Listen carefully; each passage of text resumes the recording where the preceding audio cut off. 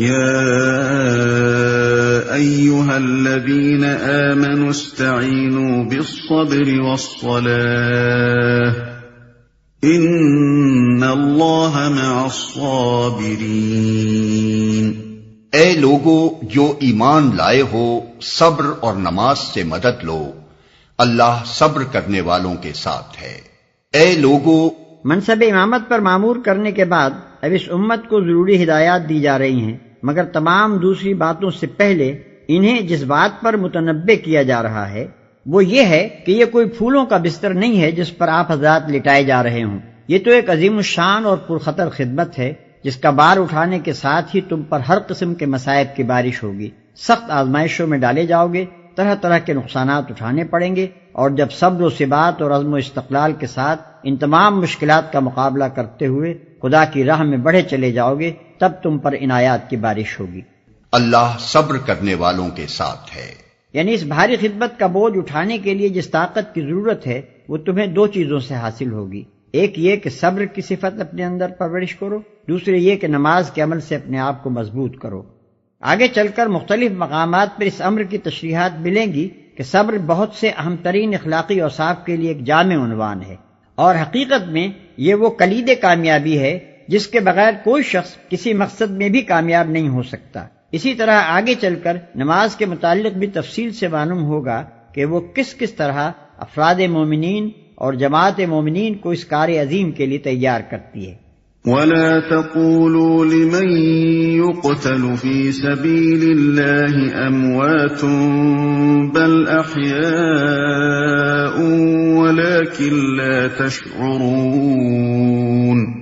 اور جو لوگ اللہ کی راہ میں مارے جائیں انہیں مردہ نہ کہو، ایسے لوگ تو حقیقت میں زندہ ہیں مگر تمہیں ان کی زندگی کا شعور نہیں ہوتا۔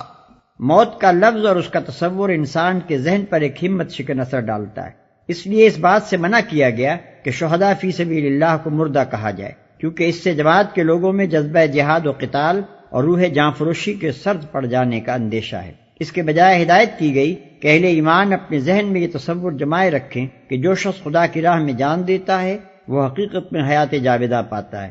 یہ تصور مطابق واقعہ بھی ہے اور اس سے روح شجاعت بھی تازہ ہوتی اور تازہ رہتی ہے۔ وَلَنَبْلُوَنَّكُمْ بِشَيْءٍ مِّنَ الْخَوْفِ وَالْجُوعِ وَنَقْصٍ مِّنَ الْأَمْوَالِ وَالْأَنفُسِ وَالثَّمَرَاتِ وَبَشِّرِ الصَّابِرِينَ الَّذِينَ إِذَا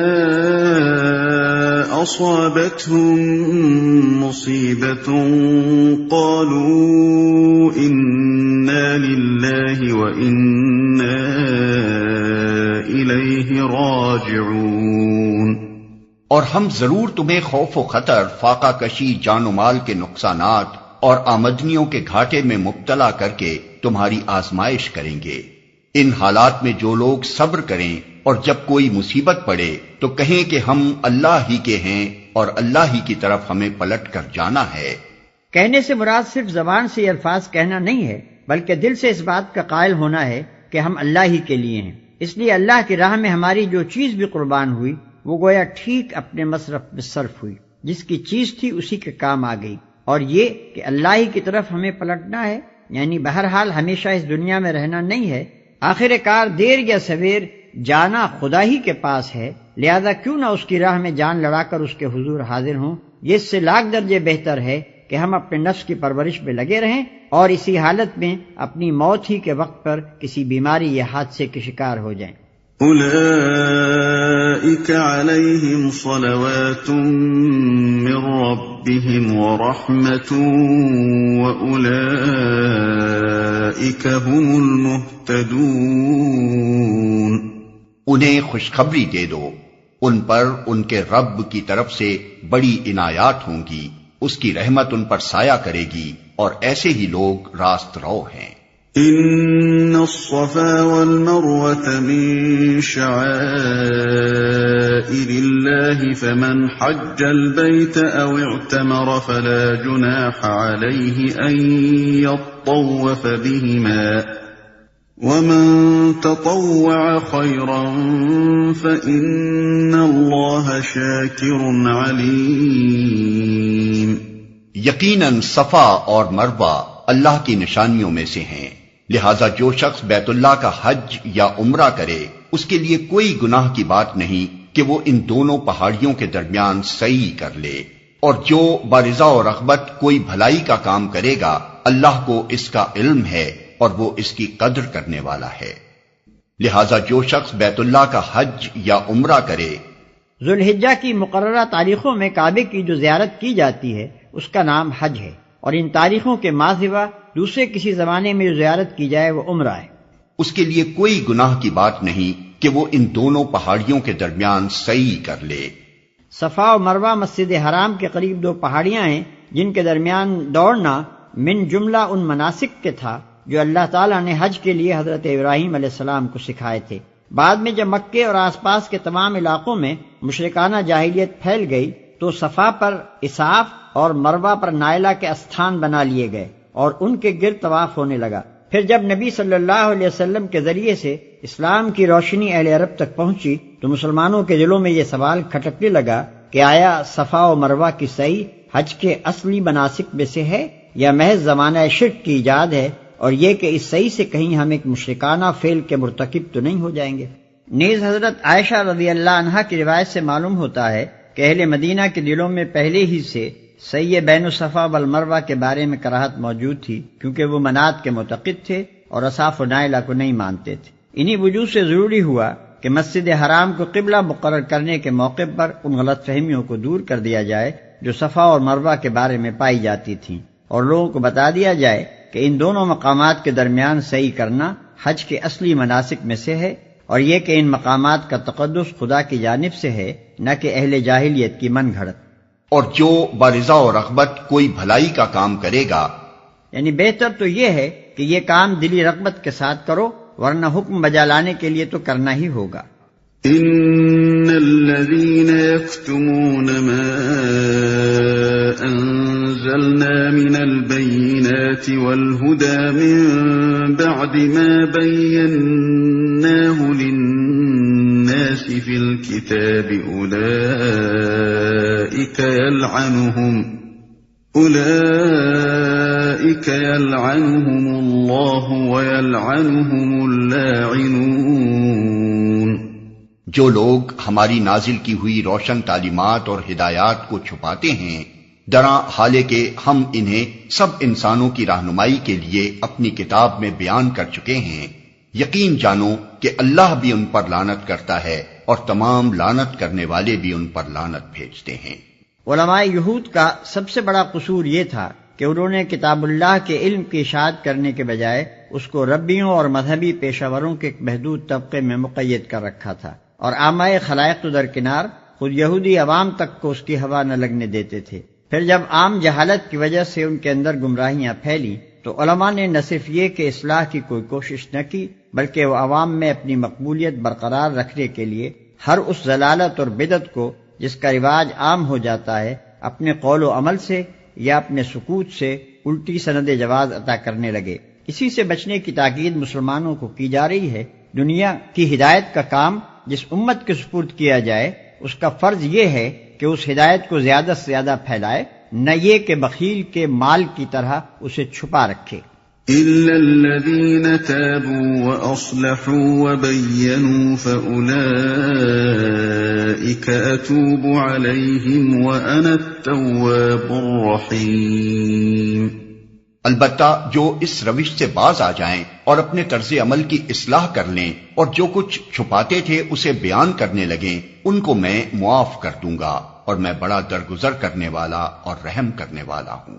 ان الذين كفروا وماتوا وهم كفار اولئك عليهم لعنة الله والملائكة والناس اجمعين. جن لوگوں نے کفر کا رویہ اختیار کیا اور کفر کی حالت ہی میں جان دی، ان پر اللہ اور فرشتوں اور تمام انسانوں کی لعنت ہے.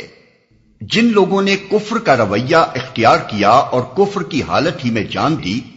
کفر کے اصلی معنی چھپانے کے ہیں، اسی سے انکار کا مفہوم پیدا ہوا اور یہ لفظ ایمان کے مقابلے میں بولا جانے لگا۔ ایمان کے معنی ہے ماننا، قبول کرنا، تسلیم کر لینا۔ اس کے برعکس کفر کے معنی ہے نہ ماننا، رد کر دینا، انکار کرنا۔ قرآن کی روح سے کفر کے رویے کی مختلف صورتیں ہیں۔ ایک یہ کہ انسان سرے سے خدا ہی کو نہ مانے یا اس کے اقتدار اعلیٰ کو تسلیم نہ کرے اور اس کو اپنا اور ساری کائنات کا مالک اور معبود ماننے سے انکار کر دے یا اسے واحد مالک اور معبود نہ مانے۔ دوسرے یہ کہ اللہ کو تو مانے مگر اس کے احکام اور اس کی ہدایات کو واحد منبع علم و قانون تسلیم کرنے سے انکار کر دے۔